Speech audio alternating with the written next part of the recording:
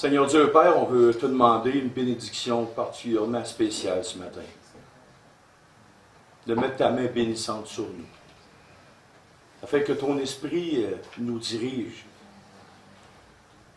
Nous dirige pas seulement ce matin, mais nous dirige en tant qu'assemblée, en tant que personne, à ouvrir nos cœurs, nos âmes, à voir ta volonté. Quand on jase avec les gens à l'extérieur, ou même d'ailleurs, on s'aperçoit qu'il y a beaucoup de gens qui sont dans les ténèbres et qui marchent et qui vivent comme des gens aveugles. Mais nous, Père, ce matin, éclaire-nous. Ouvre nos cœurs, ouvre nos âmes, afin que ton esprit, de plus en plus, nous fasse marcher à ta lumière. Et c'est au nom de ton Fils ce matin qu'on veut te prier. Et te demande de bénir la prédication, de nous enseigner ce que tu veux nous montrer. C'est au nom de ton Fils Jésus qu'on te prie. Amen. Amen. On va poursuivre avec le cantique 61, s'il vous plaît. Rédempteur adorable sur la croix attachée.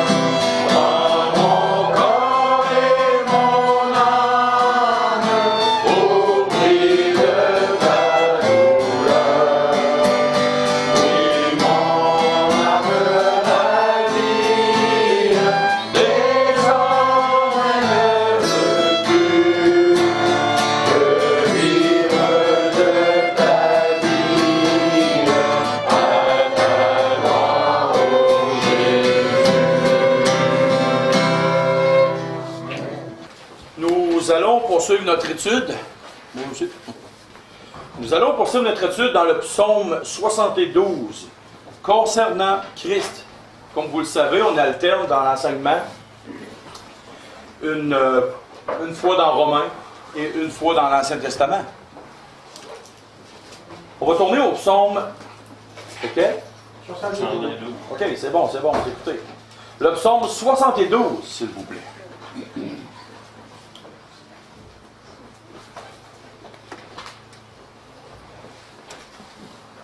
Le titre du message ce matin, ça va être « Description de l'ère messianique durant le millénium ».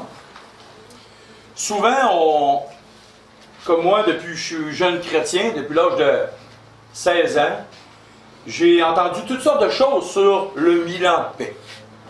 Toutes sortes de théories. Toutes sortes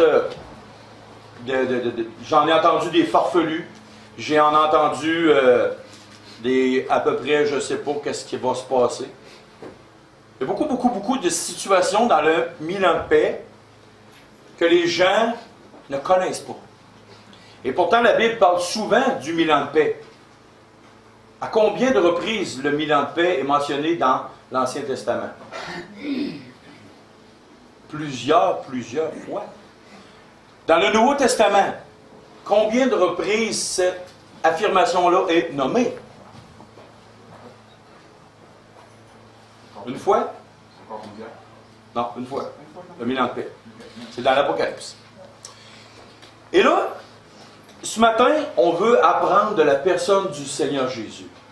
Parce que, ce qui arrive, c'est que si on ne connaît pas Christ, on fait fausse route. Comment est notre Seigneur présentement? Comment est-ce qu'il était dans le passé, avant son incarnation? Pas réincarnation, mais avant son incarnation, avant sa venue sur terre. Comment est-ce qu'il était? Comment est-ce que dans le futur, il va être? Pendant le Milan de paix, est-ce qu'il va l'être? Il va être comme dans l'éternité. Est-ce que cette personne va rester la même? Mais est-ce que ses fonctions, est-ce que ses façons d'agir vont être différentes dans le Milan de paix? Et comme vous savez, depuis la Genèse, on touche à la personne du Seigneur Jésus, on a vu plusieurs de ses aspects. Et maintenant, on va voir un des aspects de la personne de Christ durant le temps du millénium. Et là, la fameuse question est de savoir, et comme plusieurs m'ont déjà posé la question, est-ce que les chrétiens, nous, comme épouses, nous serons dans le Milan de paix? Il y en a qui disent que oui. Très peu vont dire non. Beaucoup ne le savent pas. C'est une question qui est en suspens. Mais ce matin, je ne traiterai pas de ce sujet-là. Je suis méchant, hein? Mais je peux vous dire une chose, preuve à l'appui, et je l'ai déjà dit dans le passé, que l'Église ne sera pas dans le Milan de paix.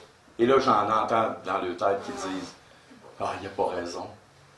J'aimerais savoir les preuves. » Et oui, j'ai des preuves. La parole de Dieu a des preuves.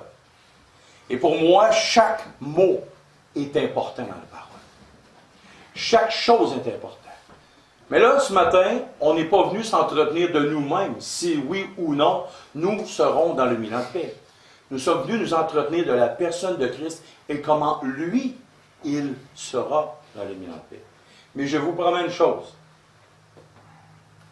c'est que je vais vous faire la démonstration dans les Écritures, peut-être dans un dimanche ou deux, est-ce que nous serons dans le Milan de paix ou non? On va commencer. Psaume 72, verset 1. Ô Dieu, donne tes jugements au roi et ta justice au fils du roi. L'important est de savoir qui est le roi et qui est le fils du roi. Selon vous, qui est le roi? Dieu.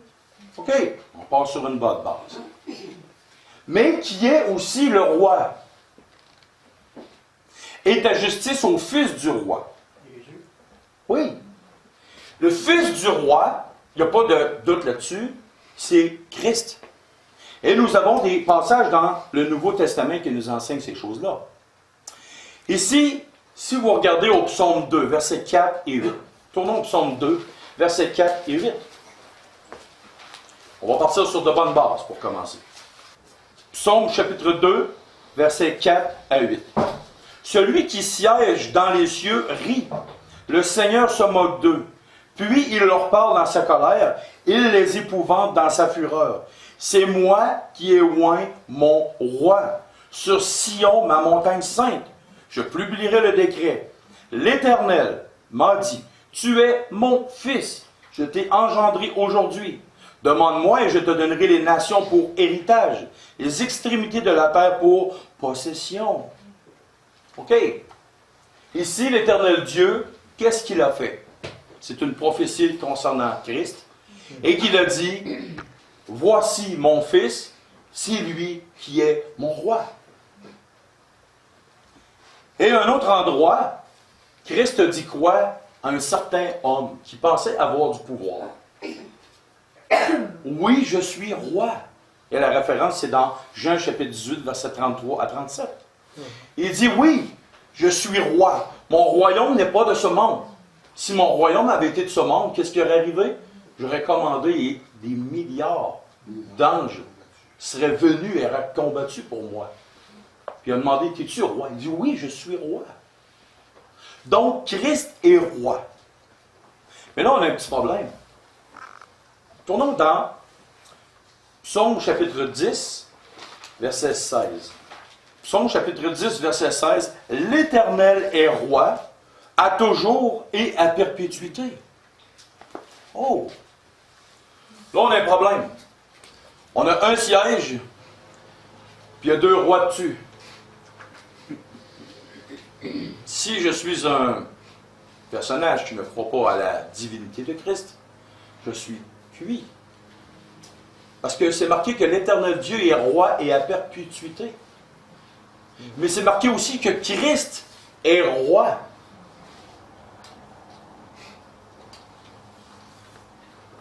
Si tu crois à la divinité de Christ, tu n'as pas de problème. Si tu es un témoin de Jéhovah, un mormon ou peu importe la personne qui t'est et que tu ne crois pas que Christ est Dieu, fait homme, là tu as un problème.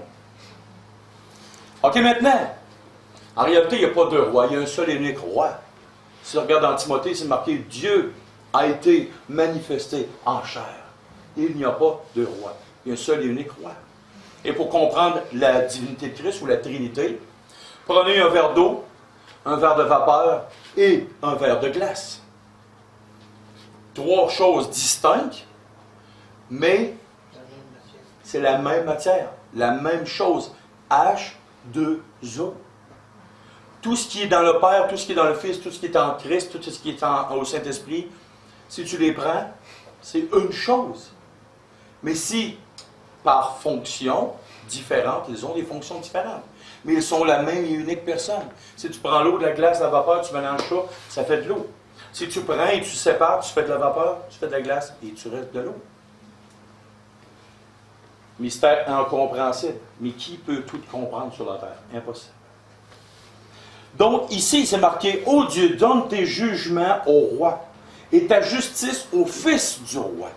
Donc, ici, ça nous met dans un contexte de jugement, de justice.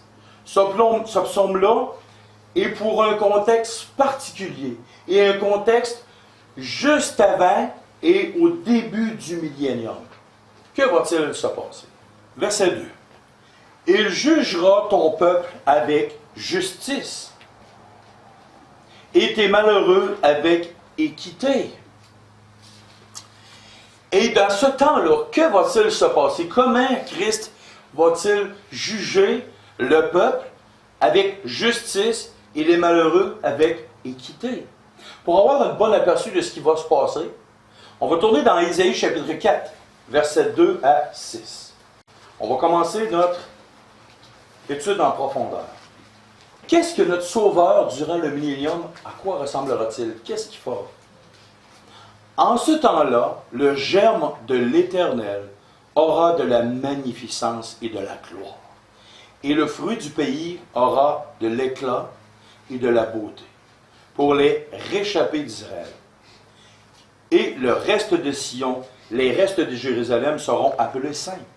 Quiconque à Jérusalem sera inscrit parmi les vivants. Après que le Seigneur aura lavé les ordures de Sion et purifié Jérusalem du sang qui est au milieu d'elle, par le souffle de la justice et par la souffle de la destruction. Souvent, quand on parle aux gens dans le monde, ils se disent « Ah, c'est le petit Jésus ». Fais attention, moi, parce que je travaille dans mon travail, on entend souvent « Fais attention, le petit Jésus va te punir ». On entend ça. Ou ils voient un petit Jésus dans une crèche. On s'en souvient peut-être 5 minutes à Noël. Mais est-ce que Christ, en réalité, est un petit Jésus de plâtre? Un petit Jésus dans une crèche, une boîte pour manger les animaux? Non. Premièrement, les choses, c'est que Christ, quand il va être dans le millénium, il va avoir de la magnificence. Ça va être une personnalité qui va sidérer tout le monde. Sa personne va être extraordinairement magnifique. Quand il est venu, sa première fois qu'il est venu sur la terre, c'est marqué dans Isaïe 53, quoi? Il n'avait aucune beauté pour attirer nos regards. Mais là, le Fils du Dieu, le Roi des rois, quand il va venir dans sa deuxième venue, lors du millénium, qu'est-ce qui va arriver? Il va être de toute magnificence et d'une beauté exceptionnelle. Et là, qu'est-ce qui va arriver? Il va faire un ménage. Je vous venais tantôt quand je vous ai dit que quand Christ était devant un homme, quand il est venu comme l'agneau qui vient pour effacer les péchés du monde, il est venu pas comme un combattant, pas comme un roi des rois. Il est venu comme un agneau qu'on mène à la boucherie, sans dire un mot, sans se défendre.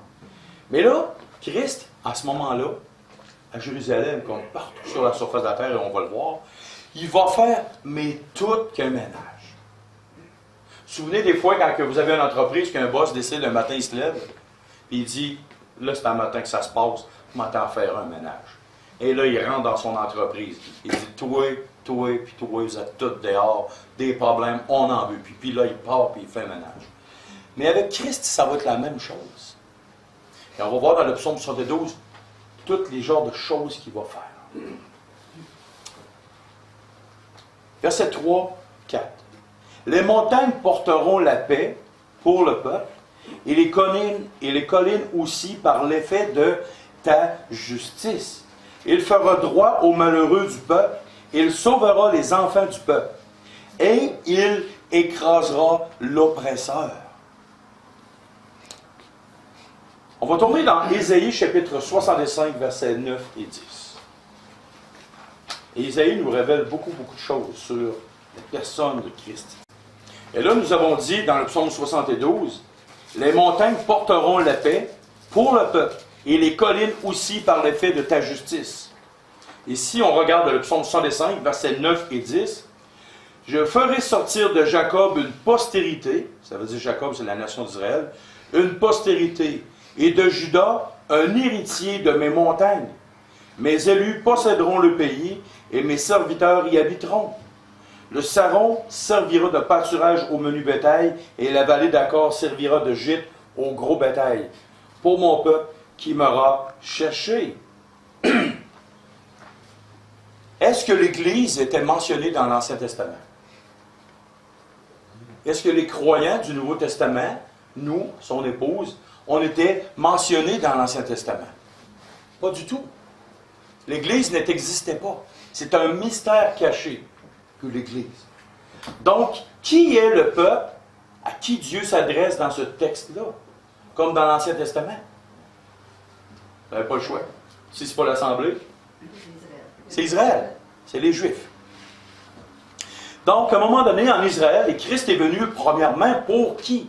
Pour les Juifs. Ensuite, pour les païens, les nations. Et là, dans ce texte-là, ici, nous avons littéralement Christ qui, un jour, va amener littéralement en Israël une paix incroyable. Qui regarde beaucoup les nouvelles, c'est ici? Trouvez-vous qu'en Israël, maintenant, c'est la paix ultime extraordinaire? La bande de Gaza, c'est des super de grands amis avec les Israélites. Les fleurs poussent partout, c'est merveilleux. La bonne entente, l'économie est extraordinaire pour la bande de Gaza. Tout le territoire d'Israël est merveilleux. Pourquoi il y en a qui prétendent qu'on est dans le 1000 ans de paix et qui pensent que nous sommes dans le 1000 ans de paix? Parce que la parole de Dieu doit être prise mot à mot, littéralement. Sans ça, tu vas finir par tomber d'un trou. Il va y avoir beaucoup d'incohérences. Si tu spiritualises tout, la parole de Dieu.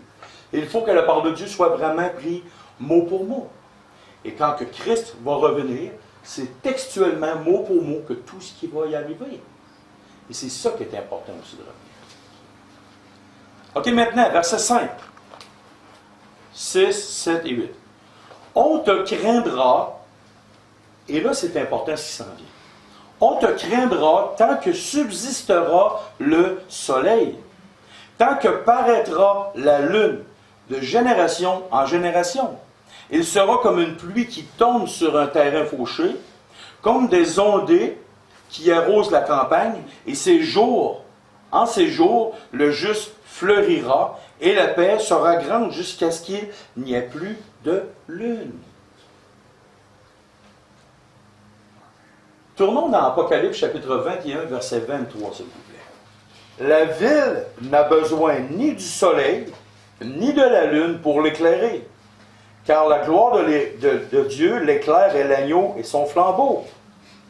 Le soleil et la lune n'existent plus quand c'est la période où il y a de nouveaux cieux et de nouvelles terres.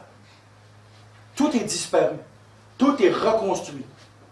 Puis c'est marqué, créer de nouveaux cieux. Au début, Dieu avait dit, l'Éternel Dieu créa les cieux et la terre.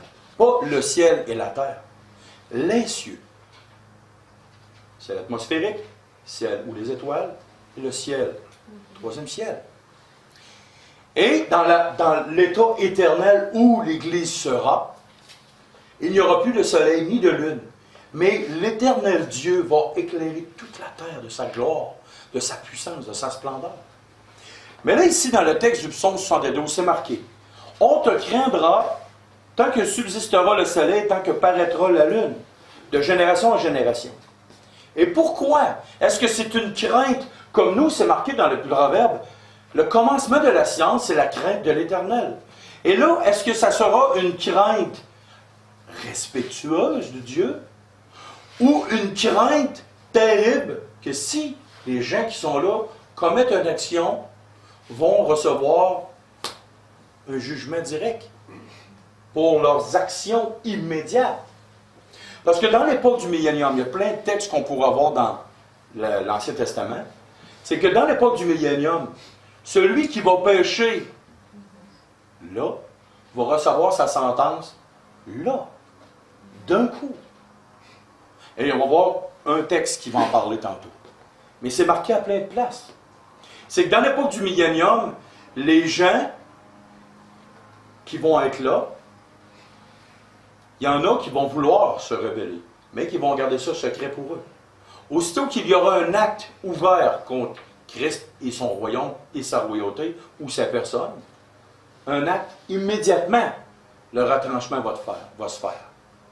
Ce qui ne sera pas le cas dans l'éternité parce qu'il n'y aura plus de péché. Et la preuve, qui vous pensez qui se rebelle à la fin du bilan de paix? Satan, mais qu'est-ce qui entraîne? Il est relâché pour une courte période. Pour une courte période, mais qu'est-ce qu'il fait? Il se promène puis il s'en va en Floride? Ah, OK. Il organise une guerre totale et absolue pour la fin des temps. Donc, les gens, et on va voir un texte aussi, les gens vont avoir une crainte, oui, il y en a que ça va être une crainte respectueuse. Ceux qui viennent de la grande tribulation, Apocalypse 20, verset 4. Les Juifs, les 144 000 Juifs, eux autres, il n'y a pas de problème. Mais les gens vont avoir peur, littéralement, de commettre un acte ouvert pour défier Christ et l'autorité en place, parce qu'à ce moment-là, ça va être immédiatement, dans cette époque-là. Et on va le voir. Et là, au verset 6, c'est marqué, « Il sera comme une pluie qui tombe sur un terrain fauché, comme des ondées qui arrosent la campagne, et en ces jours, le juste fleurira. » Qui demeure en campagne? Moi.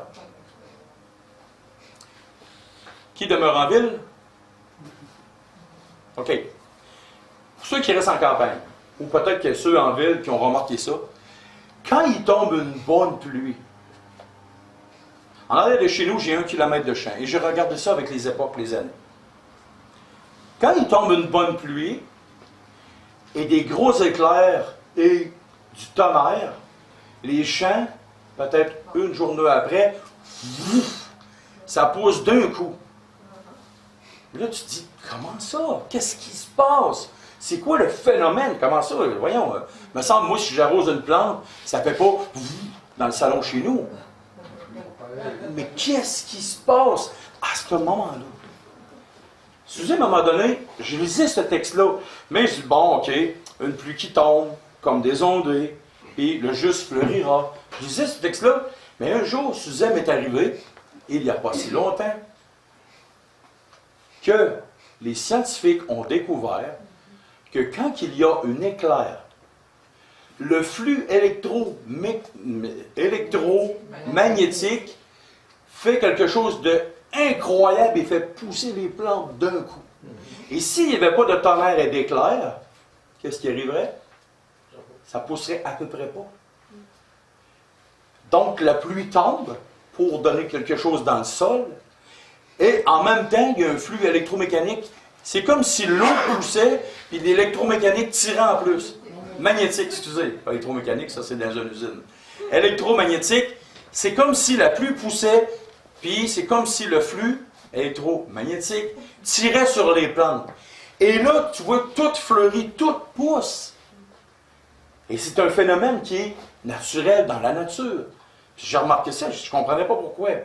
Là, j'ai vu le reportage, et là, quand j'ai lu le texte ici, dans ce temps-là, les hommes, et pourquoi vous pensez que c'est la pluie, tout le monde sait ce que c'est?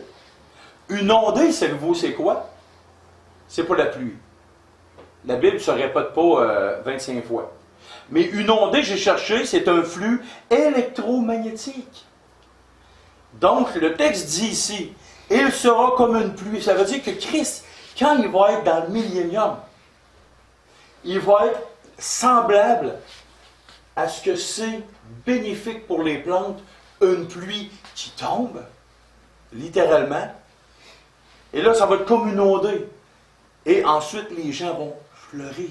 Est-ce que ça veut dire que les gens vont avoir des fleurs après bras? Non. Pour les petits jeunes, là, écoute, c'est pas ça. C'est que la personne Christ de même, quand elle sera dans le millénium, va littéralement être ce qu'il y a de plus bénéfique pour la santé morale, psychologique, émotionnelle et physique pour les hommes dans ce temps-là. Et il est tellement d'une puissance et d'une magnificence extraordinaire que même sur l'agriculture, et on va le voir tantôt, que même sur l'agriculture, il y a des choses qui ne se sont jamais vues depuis que l'homme est l'homme. Et on va le voir tantôt dans le psaume sur le 12. Mais allez pas voir tout de suite. Regardez pas en bas. Fait que toute sa personne va tellement dégager quelque chose d'extraordinaire que ça va être wow! Incroyable ce qui va se passer ici. Et la paix sera grande jusqu'à ce qu'il n'y ait plus de lune.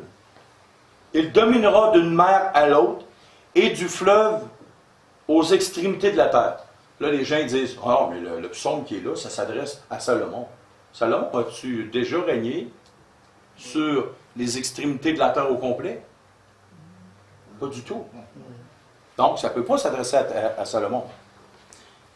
Il dominera d'une mer à l'autre. Ça, c'est pas Salomon. Et la paix sera grande jusqu'à ce qu'il n'y ait plus de lune. Et pourquoi c'est marqué que la paix, la paix sera grande jusqu'à ce qu'il n'y ait plus de lune? C'est qu'à un moment donné, vous savez qu'il y a quelque chose qui va se passer. La dernière révolte, il va y avoir une guerre à ce moment-là, à la fin du millénaire de paix. Et là, on continue. Devant lui, les habitants du désert fléchiront le genou, et ses ennemis lécheront la poussière. De qui vous pensez qu'il parle? Qui fléchit le genou présentement? Dans le prière? Dites-le. Non. C'est marqué ici. Devant lui, les habitants du désert fléchiront le genou et ses ennemis lécheront la poussière. L'islam. Misère. Qui sont les habitants du désert? D'où part l'islam? L'Arabie Saoudite. OK? Aujourd'hui, combien y a-t-il de musulmans environ?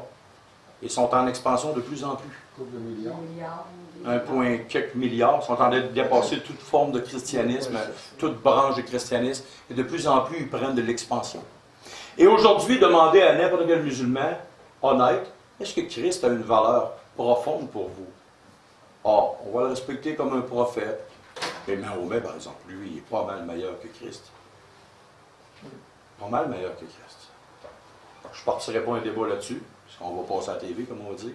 C'est un autre sujet. Et pour avoir tellement parlé avec beaucoup de musulmans dans ma vie, pour avoir évangélisé beaucoup de musulmans, Christ n'a aucune importance. Et même quand tu leur parles que Christ sauve et lave, il a la possibilité de laver et de sauver. Oh non, c'est carrément rejeté. L'islam, littéralement, rejette Christ comme sauveur et Seigneur et le rejette surtout comme roi des rois, celui qui va régner. L'Éternel, dans l'Ancien Testament, on le met de côté. Allah, par exemple, va régner. Un autre Dieu avec un autre homme, un autre nom. Et ne pensez surtout pas, et ne vous faites jamais embarquer quand les hommes, les musulmans vont vous dire Dieu dans l'Ancien Testament, puis Allah, c'est le même Dieu, au loin de là. J'ai lu le Coran au complet, d'un bout à l'autre, et je peux vous dire, c'est pas du tout le même Dieu. Ici, c'est marqué, il y a une allusion. Devant lui, les habitants du désert fléchiront le genou, et ses ennemis lécheront la poussière. Versets 10 à 15. Les rois de Tarsis et les îles paieront des tribus. Les rois de Séba et de Saba offriront des présents. Tous les rois se prosterneront devant lui. Toutes les nations le serviront. Car il... Je vais arrêter là. Toutes les nations le serviront.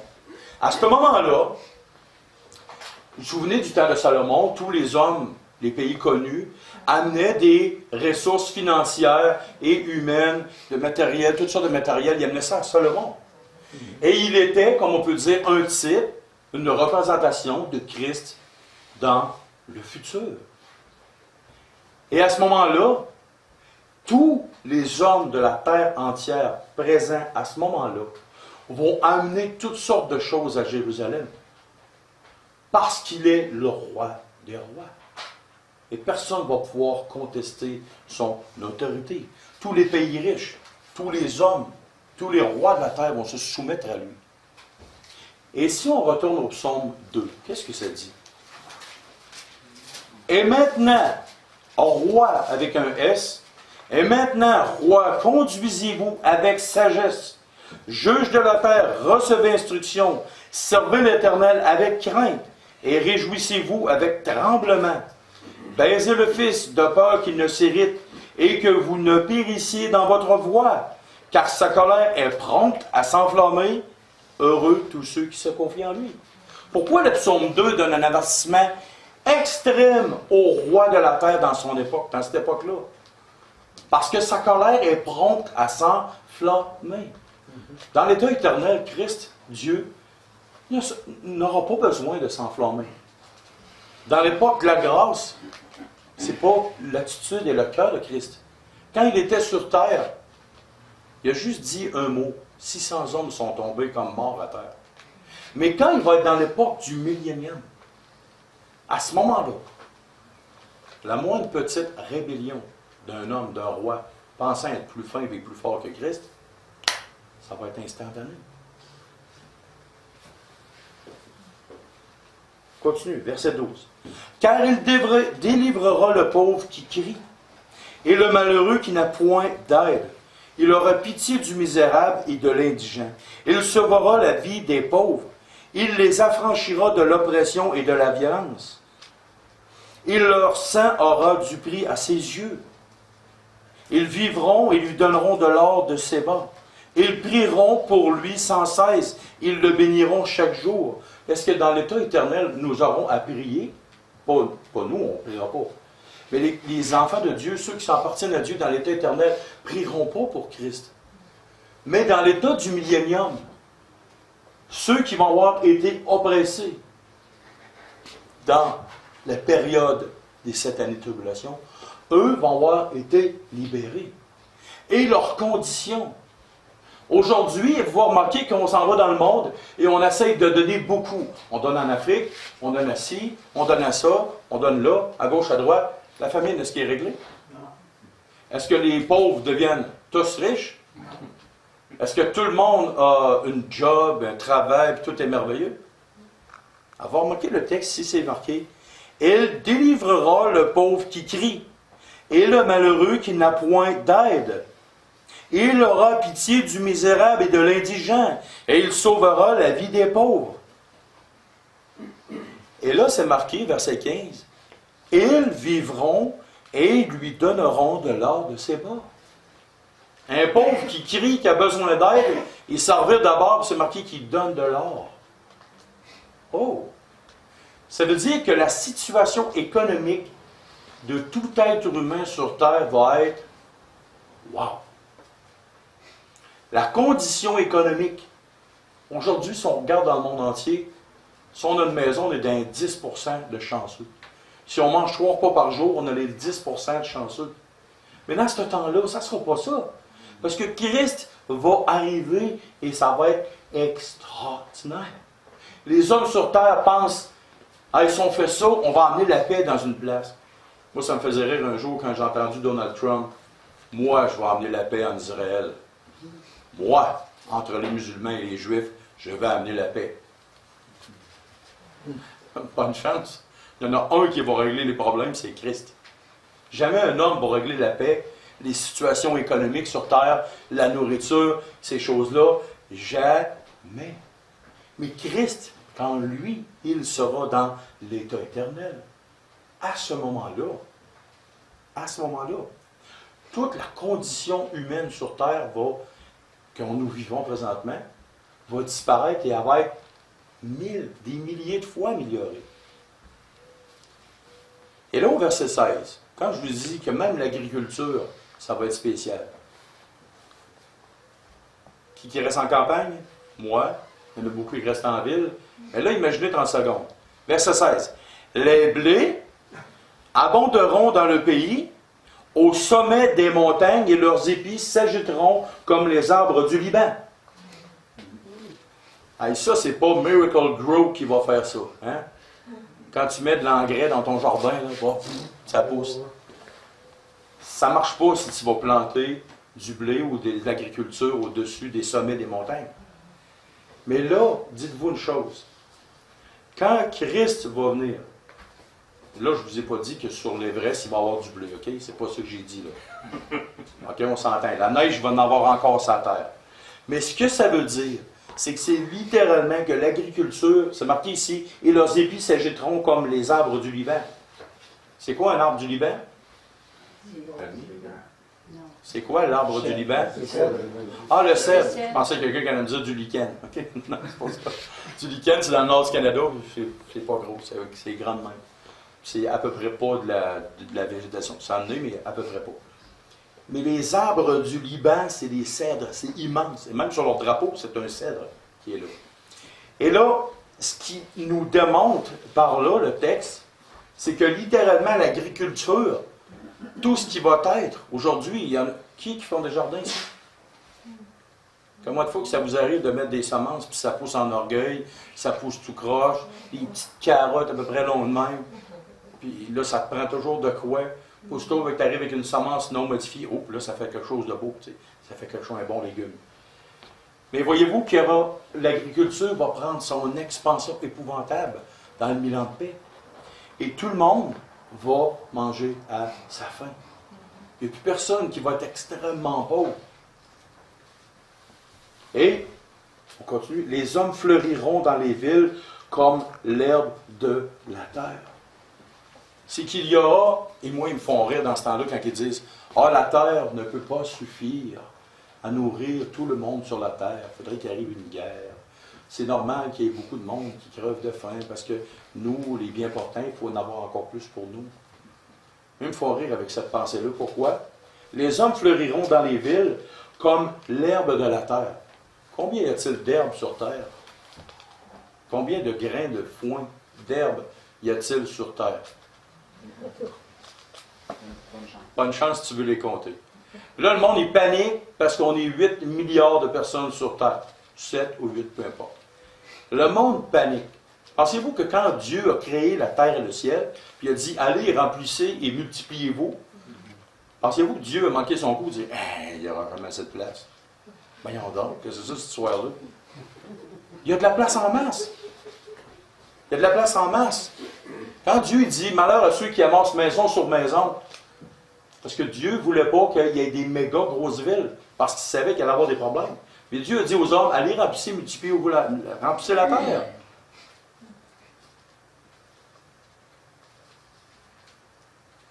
Et qu'est-ce qui se passe dans Apocalypse, verset 20, chapitre 20, versets 7 et 8? C'est marqué ici, les hommes fleuriront dans les villes comme l'herbe de la terre. On va le voir dans Apocalypse, chapitre 20, versets 7 et 8. Quelque chose, une information qu'on doit avoir.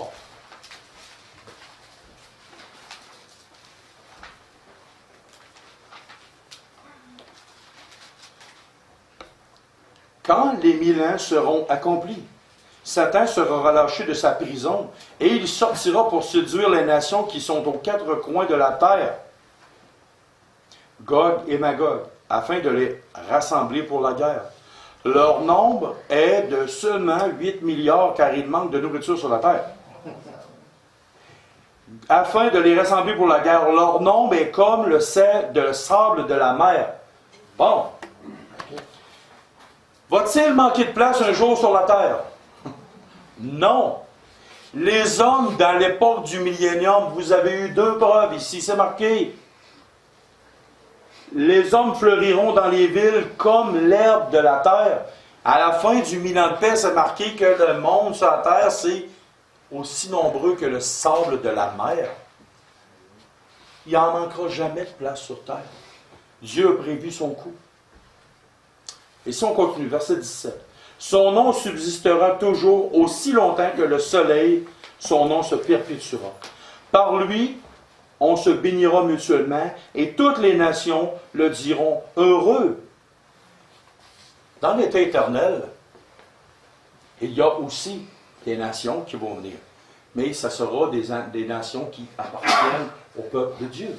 Apocalypse 21, verset 25.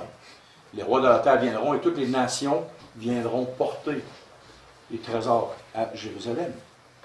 Et toutes les nations le diront heureuses. Béni soit l'Éternel Dieu, le Dieu d'Israël, qui seul fait des prodiges. Béni soit à jamais son nom glorieux. Que toute la terre soit remplie de sa gloire. Amen. Amen. Fait les prières de David, fils d'Ésaïe. Et il y a une phrase ici qui me touche. Béni soit l'Éternel le Dieu, le Dieu d'Israël, qui seul fait des prodiges. Bon, maintenant, concrètement, dans nos vies, comment est-ce qu'on peut appliquer ce qu'on voit là?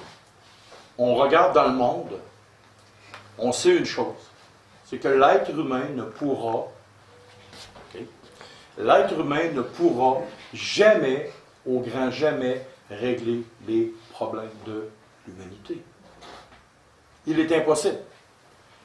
Combien de milliards de dollars les nations, les peuples, le gouvernement envoient dans des pays, ça soulève pour un peu de temps la faim, peut-être pour une semaine, 2 semaines, que ce soit en Haïti, n'importe quoi. OK? Et quand on regarde ça, on a un moment de découragement. On le sait très bien. Mais il y a 2 choses qu'il faut en retirer de ça. Même 3. La première des choses, c'est que c'est Satan, c'est sa cause de Satan qui a entraîné l'homme à pécher, et le péché entraîne des conséquences graves. Et ne mettons jamais la faute sur Dieu quand on voit la misère humaine. Ici au Canada, demain matin, s'il y a une guerre extrême entre 2 pays, entre le Canada, qu'est-ce que vous pensez qui va arriver? La famine, les maladies, les problèmes psychologiques, ça va être épouvantable. Mais parce qu'on est un peuple qui dit non, on ne peut pas avoir la guerre. Mais quand tu as 2 peuples qui rentrent en guerre, est-ce que c'est Dieu? Est-ce que c'est la faute de Dieu? Non. Si les hommes sont méchants, c'est à cause du péché. Ils rentrent en guerre. Les hommes en Arabie Saoudite qui ont des milliards, ils pourraient prendre tout leur argent et donner ça à tout leur peuple, puis tout le monde serait bien. On pourrait faire des jardins, des récoltes partout. Mais l'homme, à cause du péché, fait le mal sur terre. Et c'est une folie humaine. La deuxième des choses qu'il faut retenir, c'est que c'est Christ qui va rétablir toute bonne chose sur terre. Jamais aucun homme peut faire quelque chose pour changer la face. Même si quelqu'un s'en va en politique. Un jour, j'ai parlé avec un Africain, j'ai dit, si un homme blanc venait en Afrique, dans un pays où il y a de la guerre, exemple comme en République démocratique du Congo, y en a-t-il quelqu'un qui vient en République démocratique du Congo ici? Personne? Ça aurait pu arriver. Ah ben moi, je vais m'en aller là et je vais régler tous les problèmes. Bonne chance, tu vas te faire liquider dans les 3-4 premiers mois, tu vas te faire éliminer puis ils vont te tasser. C'est des dictateurs. 6 millions de personnes qui sont mortes à cause du gouvernement en place présentement. Dans le monde entier, on parle de la Corée du Nord, c'est ainsi, c'est un fou, c'est un dictateur. L'homme est méchant par-dessus toute chose. C'est le seul unique qui va pouvoir régler la paix, qui va ramener toute chose sur terre, c'est Christ. Mais nous, maintenant, on se dit, ouais, mais ça ne donne pas grand-chose de faire quelque chose pour le monde. C'est tellement mal parti que ça n'a pas de bon sens. On ne peut pas rien faire. Ouais. Christ a dit quoi? Celui qui va donner un verre d'eau froide en qualité de disciple ne perdra pas sa récompense. Si on voit quelqu'un qui manque de nourriture, qui manque de tout, et qu'on ne fait rien, on n'agit pas comme le Père veut qu'on agisse. On le sait que dans le monde entier, ça va tout croche, tout de travers. Mais si on peut faire quelque chose et que nous ne le faisons pas à notre prochain, dans le monde, comme ici, à Pintendre, comme à une autre ville dans le monde, ou à Lévis, on manque le bateau. Et on n'agit pas comme Christ voudrait qu'on agisse. Un jour, il y a un homme qui a demandé « Qui est mon prochain? » Il y a quelqu'un qui a demandé ça à Christ. Et là, Christ a dit une parabole qui s'appelle la parabole du bon samaritain. Il dit « Si tu aimes, tu aimeras ton Dieu de toute ton âme, toute ta force, ton cœur, et tu aimeras ton prochain comme toi-même. » L'homme est arrivé « Qui est mon prochain? » Jésus, sûrement, l'autre gars s'attendait « Ah, un juif, un scribe, un pharisien. » Là, Christ a dit « Non, non, non, non. Ton prochain, c'est ton prochain. Peu importe sa couleur de peau, peu importe sa nationalité, peu importe ses convictions. Si tu peux aider un musulman, fais-le. Moi, mon travail, c'est d'être inspecteur à ma shop. Il y a un musulman qui travaille. Et je l'aide souvent. C'est quoi la perspective en arrière? Savez-vous ce qu'il me dit? Il dit, ah, toi, tu fais du bien, tu vas sûrement aller au paradis. Mais sa notion de ça, et savez-vous quoi? Ça a été la porte d'entrée pour que je commence à l'évangéliser. J'ai dit, c'est pas pour le bien ou le mal que je te fais ou que je fais un autre que je vais aller au paradis. Parce que mon cœur est méchant par-dessus toute chose. Là, il m'a regardé des grands yeux. Il dit, comment ça? Mais il dit, c'est à cause de Jésus que je vais aller au paradis. C'est à cause de Christ qui est mort pour moi à la croix. Puis je ne peux pas rien faire pour aller. Et tu as tout étonné. Le dialogue s'est enclenché. Voyez-vous, chaque geste qu'on fait, oui, on ne peut pas régler les choses du monde entier, mais chaque geste qu'on fait de bien envers une autre personne, chaque chose qu'on fait, nous ressemblons à Christ. Et c'est ça que nous, comme chrétiens, nous sommes appelés à être, à faire, à être à la ressemblance de Christ. On ne peut pas changer le monde, il est vrai. C'est Christ seul, comme roi des rois, qui va le faire. Mais nous, comme enfants de Dieu, nous pouvons l'imiter. Et, en terminant, qu'est-ce que 1 Corinthiens 11:1 dit? On va y tourner. Soyez mes imitateurs comme je le suis moi-même de Christ. Voyez-vous? C'est un ordre. C'est même pas si ça vous tente. On va pas le samedi soir. Le vendredi, je suis seul avec ma femme. Le mercredi après-midi, je suis avec mes enfants. Non. Christ. Mais aussi, il faut s'entendre. On n'est pas libre à 24 heures sur 24. Il y a des empêchements. OK? Prions.